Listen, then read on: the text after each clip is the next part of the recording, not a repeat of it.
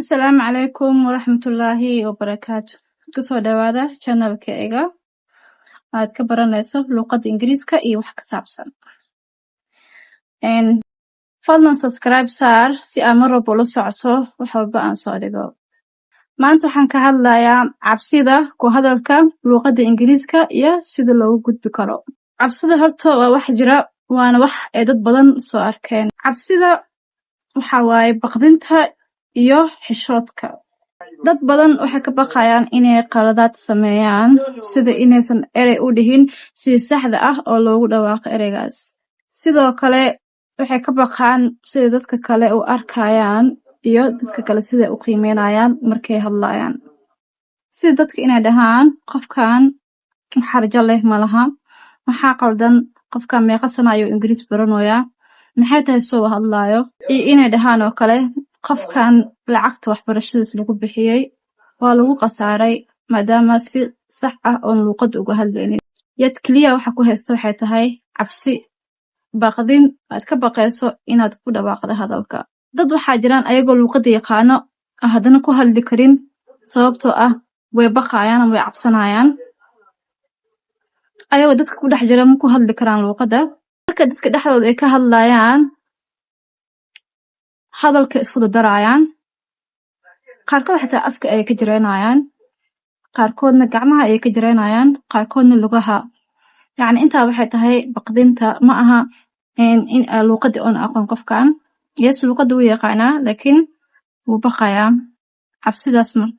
Cabsidaas ayaa qalbigiisa ku jirta. Laga badiyo daliilka oo la dhaho kale waryaa maxaa dhacay, ma hadlashid, maxay hayto sida lagaaga baahan yahay maad u hadashid, wixii lagu soo baray aaway, hooyada waa qasaarisay, lacagta lagu maalgeliyey waad qasaarisay. Maxay tahay sababta aad u hadli karin hebel oo kale. يعني waxaa laga yaabaa marmarka qaar asxaabta iskuulka aad tihiin asla dhigatiin iskuulka in ayaga luqadda Ingiriiska si fiican uga hadli karaan ee ayaga u fududahay adigana ay kugu adag tahay. Believe me, xaaladaas waa lasoo wada maray. Xitaa dad luqadda si fiican u yaqaana. Aniga fulay weyn ayaan ahaan jiray.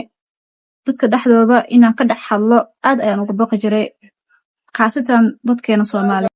Saas ayaa lagu soo eegayaa.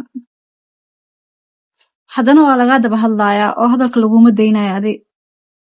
Markaas ayaa ereyga dhan iga hoos baxayaan, weliba anoo iskuul 11 sano soo dhiganaya. Luqadda Ingiriiskana maasha Allah ku ah oo ku fiican.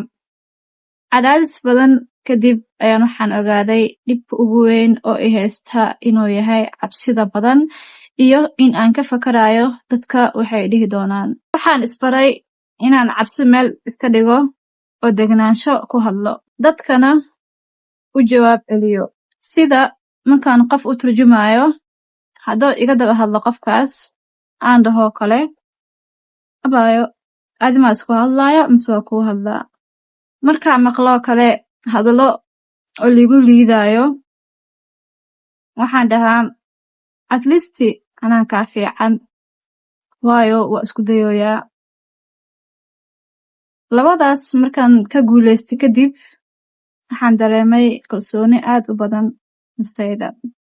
Maantana waa ikan goobteyda shaqada, meel fagaaro ah oo dad badan Soomaali iyo ajaanib isku jirta fadhiya ayaan ka dhex gudbeeyaa. Adigana sidoo kale waa samayn kartaa. Ereyo fudud isku keenkeen si aad qofkan u fahansiiso waxa aad rabto inaad u sheegto. Solutioniska marka maxaa lagu xalin karaa? Iska saar cabsida. Taa waa tan ugu horeyso aad naftaada u qaban karto. Ku hadal mar walba luqadda Ingiriiska. Doesn't matter haddii xitaa perfect aadan ahayn, mar walba xoogso oo ku hadal luqadda Ingiriiska si ay kugu fududaato carabkaadana oo la qabso. Mar walba baro erayo cusub oo Ingiriis ah, una isticmaal sheekooyin si aad mar walba maskaxda ku jiro oo aadan u hilmaamin. Dadka ku dhiirigeliya ka ag dhawaaw mar walba. Dadka oo hayto oo hoos ku dhigayana ka fogo. Like aniga kale hadaan qof u turjumo oo igu dhaho qofkaas abaayo waa mahadsan tahay si wanaagsan ayaad iigu turjuntay sidaan aniga u hadli lahay ayaad iigu hadashay meeshaas waxaan ka dareemayaa dhiirigelin oo qofkaas haddoo xitaa mar kale iisoo baahdo heegan ayaan u ahay haddii xitaa waqti aan haynin waqti ayaan u sameeyaa si aan qofkaas u caawiyo mar kale waayo wuxuu noqday qof igu dhiirigeliya inaan luuqada ku hadlo adinkana sidoo kale mar walba waxaad ka agdhawaatiin dadka idinku dhiirigeliya luuqada dadka markaad agtooda ku hadashiin oo idin dhahaya maasha allah si wanaagsan baa u hadashay dadka ku dhahaya meel fiican ayaa ka gaartay ingiriiska maanta shalay sidaad u hadlaysay maanta uma hadloosid maanta aad ayaad u wanaagsan tahay keep going dadka ku dhahaya waa kuwaas dadka aad agtooda horumar ku samayn karto ka xitaa luuqada ingiriiska si fiican u yaqaana qalad ayay sameeyaan saas darteeda qaladkaada ha ka baqan qaladkaada wax ka baro haniyad jabin oo ingiriiska maalin walba ku hadal dadka la sheekayso siiba ajaanibta lastly but not least naftaada aamin hadda ani samayn karo dadkaas dhanna ay samayn karaan adigana waad samayn kartaa ayaan kusoo gabagabeynayaa maanta cashirkeena waa inoo mar kale iyo aragti dambe